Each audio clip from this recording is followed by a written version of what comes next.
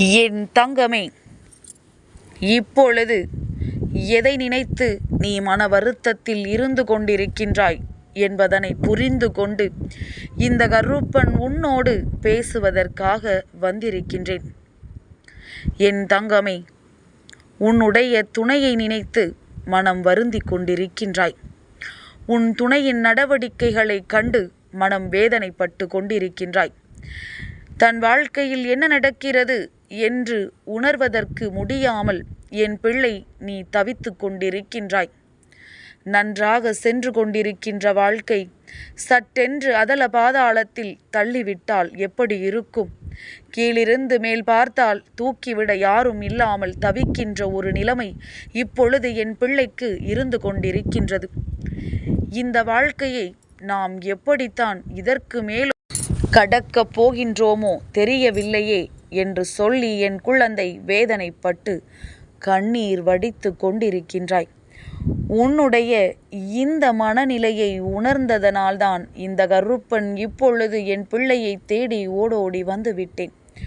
உன்னுடைய கவலைக்கான காரணத்தை நான் புரிந்து கொண்டதனால், அந்த காரணத்திற்கான தீர்வையும் நான் தெரிந்து கொண்டதனால்தான் இப்பொழுது உன்னோடு பேசிக்கொண்டிருக்கின்றேன்.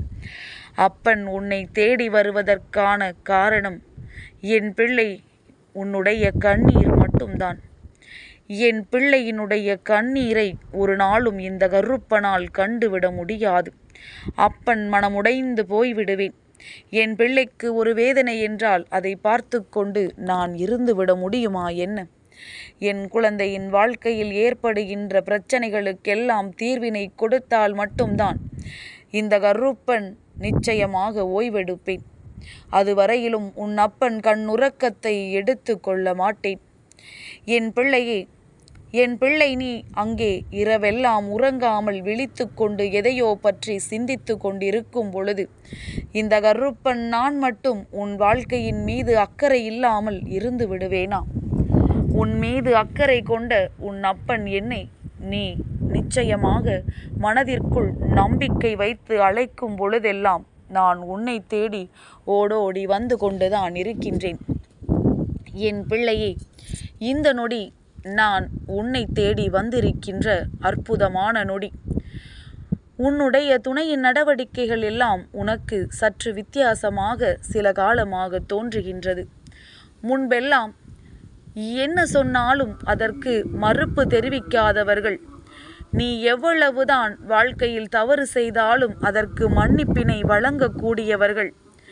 நீ தெரிந்து செய்தாலும் சரி, தெரியாமல் செய்தாலும் சரி, எந்த ஒரு விஷயத்தை முன்னெடுத்து நின்றாலும் உன்னோடு உனக்கு உறுதுணையாக நிற்கக்கூடியவர்கள் இன்று எதற்கெடுத்தாலும் உனக்கு எதிர்ப்பு தெரிவிப்பதும், எந்த சூழ்நிலை உனக்கு வாழ்க்கையில் வந்தாலும் அதை கண்டுகொள்ளாமல் செல்வதும், உன்னுடைய கண்ணீரை கண்டு பதிலளிக்காமல் செல்வதுமாக இவர்கள் இருந்து கொண்டிருப்பது உன் மனதை ரணமாக்கி விட்டது.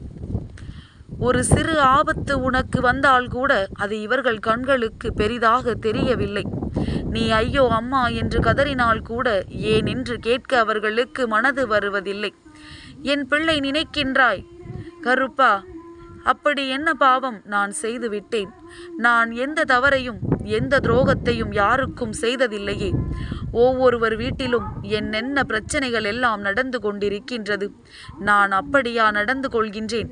வாழ்க்கையை அனுசரித்து எப்படியெல்லாம் வாழ வேண்டுமோ அப்படியெல்லாம் நான் வாழ்ந்து கொண்டிருக்கின்றேன். எவ்வளவோ தியாகத்தை இவர்களுக்காக நான் செய்துவிட்டேன். இந்த வாழ்க்கையில் எந்த அளவிற்கு இவர்களுக்காக இறங்க முடியுமோ அந்த அளவிற்கு நான் இறங்கி சென்று விட்டேன்.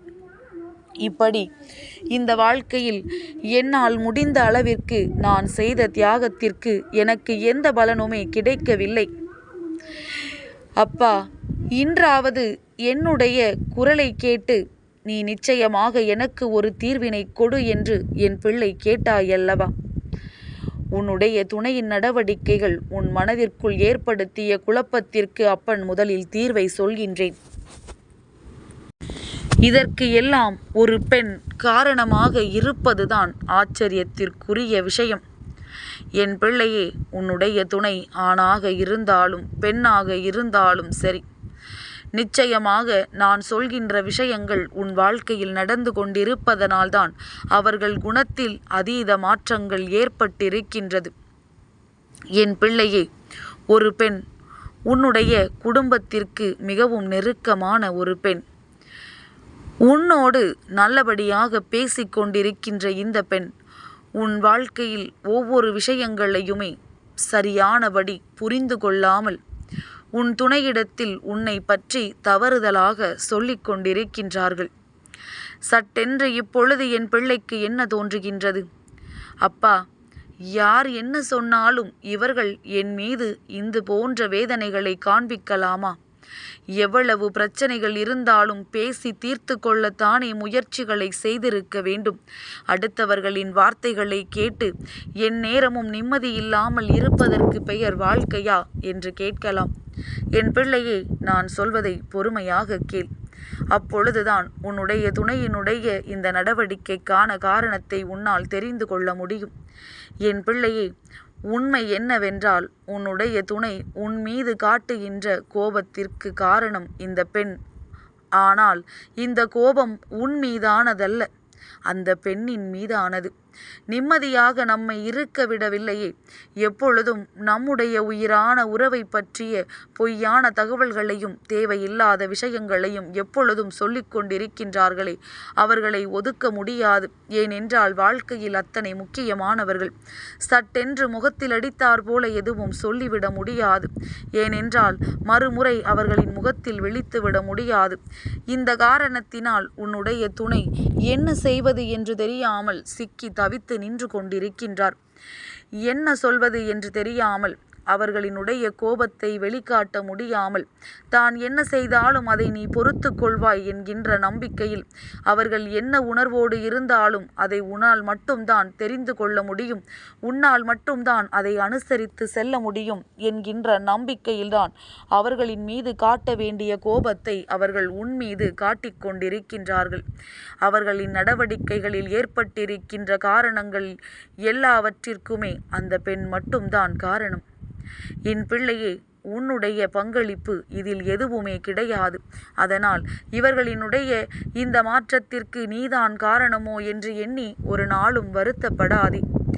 என் பிள்ளையே, இந்த வாழ்க்கை உனக்கு தர நினைப்பது எல்லாமும் சந்தோஷம். அதே நேரத்தில் கஷ்டங்களும் இது போன்ற மனிதர்களால் சுற்றி சுற்றி வந்து கொண்டுதான் இருக்கும். அடுத்தவர்களின் சந்தோஷத்தை காண இங்கு யாரேனும் விரும்பியிருந்தால் என்றோ இந்த வாழ்க்கை எல்லோருக்குமே சந்தோஷத்தை கொடுத்திருக்கும் அல்லவா? ஆனால் அடுத்தவர்கள் கண்ணீர் சிந்த வேண்டும், அடுத்தவர்கள் வாழ்க்கையில் வேதனைப்பட வேண்டும் என்பதை மட்டுமே தன்னுடைய நோக்கமாக கொண்டிருக்கின்ற மனிதர்கள் வாழ்கின்ற இடத்தில் இதையெல்லாம் நீ எதிர்பார்க்க முடியாது. ஆனால் என் பிள்ளை, உன்னால் ஒரு விஷயத்தை நிச்சயமாக செய்ய முடியும். என்ன தெரியுமா? இப்பொழுது காரணத்தை நான் சொல்லிவிட்டேன். அப்படியானால் உன்னுடைய துணையோடு சற்று நேரம் அமர்ந்து நீ பேச வேண்டிய சூழ்நிலை உனக்கு இருக்கின்றது. அதுபோன்று அவர்கள் பேசுகின்ற எந்த ஒரு வார்த்தைகளையும் நான் பெரிதாக எடுத்துக்கொள்வதில்லை. அதனால் இவர்களின் வார்த்தைகளுக்கெல்லாம் மதிப்பு கொடுத்து உங்கள் நிம்மதியையும் என் நிம்மதியையும் கெடுக்கக்கூடாது என்று உன் துணையிடம் நீ எடுத்துச் சொல்ல வேண்டும். இந்த கருப்பன் நானும் அவர்களுக்கு அதனை புரிய வைக்கின்றேன். அதே நேரத்தில் என் பிள்ளை, இதை சொல்வதோடு மட்டுமல்லாமல் இவர்களினுடைய எண்ணமே நமக்குள் ஏற்படுகின்ற இந்த பிரச்சனைகள் பெரிதாக வர வேண்டும் என்றுதானே அதை அப்படியே நடத்திவிடும்படி நாம் நடந்து கொண்டால் அவர்களுக்கு அல்லவா வெற்றி கிடைத்துவிடும். அதனால் இதையெல்லாம் இனிமேல் வாழ்க்கையில் எப்பொழுதுமே சரியான பாதையில் நாம் கொண்டு சேர்க்க வேண்டும். இவர்கள் முன்னிலையில் நாம் சந்தோஷமாக வாழ்ந்து காட்ட வேண்டும். அவர்கள் நம்மை பற்றி நினைத்தது எல்லாம் பொய் என்று நிரூபித்து காட்ட வேண்டும். இதை என் பிள்ளை அவர்களோடு மனம் விட்டு பேசி இதை மட்டும் முடிவெடுத்து விட்டாயானால் நிச்சயமாக இனி உன்னுடைய வாழ்க்கையில் நடப்பது எல்லாம் நல்லதாகவே நடக்கும். எந்த ஒரு விஷயத்தை சுற்றி உன் எண்ணங்கள் இருக்கிறதோ அந்த விஷயத்தை தெளிவாக செய்ய வேண்டும். அடுத்தவர்களின் வார்த்தைகளுக்கெல்லாம் மதிப்பு கொடுத்து கொண்டிருந்தால் இங்கு உன் வாழ்க்கை கேள்விக்குறியாக மாறிவிடும் என்பதனை புரிந்து கொண்டு இனி வரப்போகின்ற நாட்கள் உன்னுடைய சந்தோஷமான நாட்களாக மாறிவிட வேண்டும். வேண்டும். அதற்கு இந்த கருப்பன் உனக்கு துணை நிற்பான் என்பதனை மட்டும் மறந்துவிடக்கூடாது. என் தங்கமே, இந்த கருப்பனின் ஆசீர்வாதங்கள் என்றென்றைக்கும் உனக்கு முழுமையாக கிடைத்து கொண்டே இருக்கும்.